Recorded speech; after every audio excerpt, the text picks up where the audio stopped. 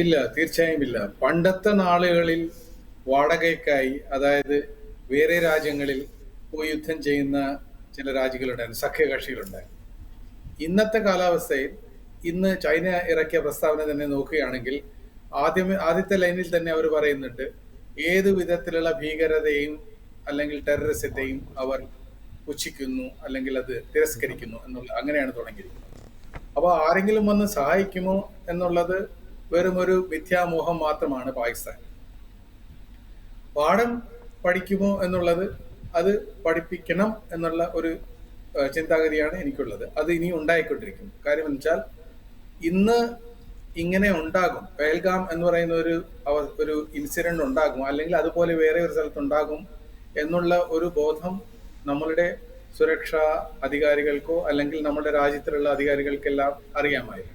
പക്ഷെ അത് കൃത്യമായി ഇന്ന സ്ഥലത്താണെന്നുള്ളതല്ല, ഇങ്ങനെ അത് ഉത്ഭവിച്ച് ഇങ്ങനെ ഉണ്ടാകും എന്നുള്ള കാര്യം മാത്രമാണ്.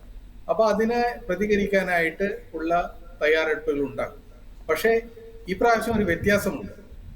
എപ്പോഴും പാകിസ്ഥാൻ ഇങ്ങനെ ആക്രമിക്കുമ്പോൾ, അതായത് സൈന്യം എന്തിനാണ് വേണ്ടത്? സൈന്യം യുദ്ധം ചെയ്യാനുള്ള ഒരു രാജ്യത്തിന്റെ ഒരു ഉപാധിയാണ്, ഒരു ഇൻസ്ട്രുമെന്റ് ആണ്. പക്ഷേ പാകിസ്ഥാൻ എന്താണ് ചെയ്യുന്നത്? പാകിസ്ഥാന്റെ സൈന്യം യുദ്ധം നേരിട്ട് ചെയ്യാൻ ആഗ്രഹിക്കുന്നില്ല. അവരുടെ ആ യുദ്ധം ചെയ്യാനുള്ള ആ ഒരു വിൻഡോ, ആ ഒരു വ്യാപ്തം വളരെ അവർ കാണിക്കുന്നു.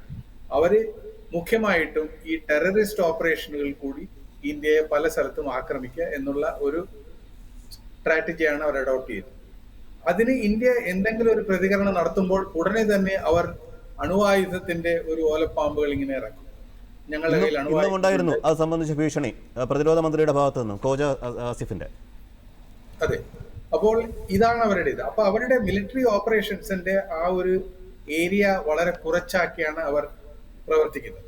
നമ്മൾ എന്താണ് ചെയ്യുന്നത്? നമ്മൾ ആ ഒരു ഗ്യാപ്പ്, അതായത് അവർ ടെററിസ്റ്റ് ആക്ഷൻ ചെയ്യുമ്പോൾ അതിന് പ്രതികരണം ചെയ്യുന്നത് നമ്മൾ സൈനികപരമായിട്ടുള്ളതെന്നാണ് കാണിക്കുക. അതാണ് ഒന്നാമത്തെ വളരെ മുഖ്യമായ ഒരു പാഠം നമ്മൾ അവരെ പഠിപ്പിക്കുന്നത്.